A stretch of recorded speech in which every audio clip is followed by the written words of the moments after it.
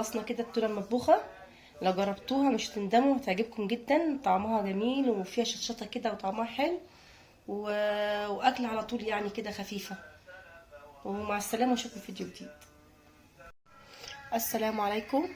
النهارده قلنا نطبخ معاكم التونه اللي احنا عملناه معاكم. وكانت موجوده في التلاجة وكنت محتاره اعمل ايه. قلت اطبخ تونه كده ايه بالطماطم والبصل. الطريقه دي طريقه جوزي، اول ما عملها قلت له ايه ده تونه بالدمعه وكده يا قطع. قال لي دوقيها بس مالكيش دعوه. اول ما عملها عجبتني خالص وعملناها كذا مره وقلت اعملها معاكم كده. يلا بينا نعملها. عباره عن طماطم متقطعه، بصل، ودي التونه اللي احنا عملناها معاكم. هنبتدي نحط الزيت. هنحط الزيت في الحله. بسم الله. هنحط البصل. بسم الله. زيت سخن طبعا.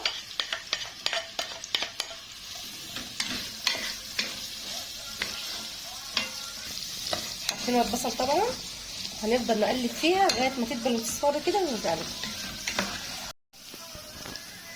احنا خلصنا البصله بقى نفس كده اللون. هي تسبيكه عاديه يعني زي اي تسبيكه، بس دي بقى البصل بقى كبير شويه والطماطم كبيره كده هيدوبوا مع بعض، بس طعمها بيبقى تحفه بصراحه. الطماطم هنحط كده الطماطم. بسم الله.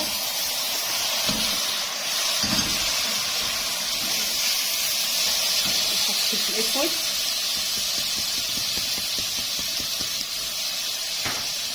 وهنحط معلقه بابريكا.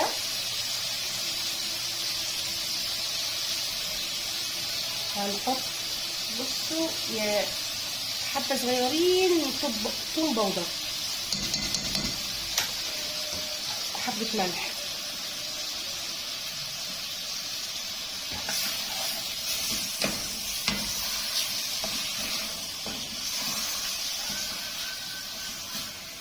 بعد هنحط عليها ميه التونه. بسم الله. وهنغطي عليها لغايه ما تتسبك ونرجع لها. نحط فلفل اخضر كده عشان هو بصراحه لما بيبقى مشطشط شويه كده بيبقى بتديها طعم التونه جميل قوي. انتي براحتك بقى، لو انتي عايزاها من غير فلفل عادي. نفتح الحله نشوفها مع بعض.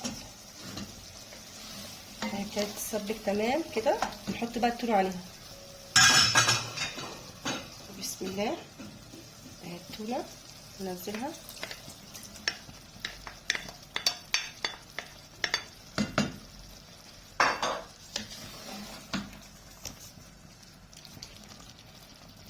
احنا كده هنقلبها مع بعض وهنسيبها 10 دقايق عشان تدوب مع بعض. لو انت عايزه تصغري حته التونه يعني افضلي كده دوسي عليها كده، صغريها كده، تعصيها تبقى كلها ايه تونه. هي المفروض تتعمل بتونه مفتفته الطريقه دي، بس انا كان عندي بقى التونه عاملاها في البيت، عاملاها قطع.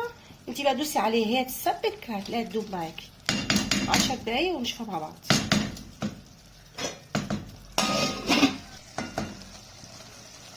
احنا كده خلاص. هي كده خلاص خلصت. هي بصي فلفلت خالص تمام. ملكمش بقى على ريحتها جميله. هنغرفها بقى كده. وفي النهايه احنا خلصنا اهي التونه المطبوخه. هي اكله اقتصاديه، مش يعني هي مش اقتصاديه، هي التونه غاليه طبعا، بس انا كانت عندي موجوده في التلاجة كنت عاملاها معاكم، بس اكله سريعه. احنا في نهايه الحلقه احنا خلصنا كده التونه المطبوخه. لو جربتوها مش هتندموا، هتعجبكم جدا، طعمها جميل وفيها شطشطه كده وطعمها حلو واكل على طول يعني كده خفيفه. ومع السلامه واشوفكم في فيديو جديد.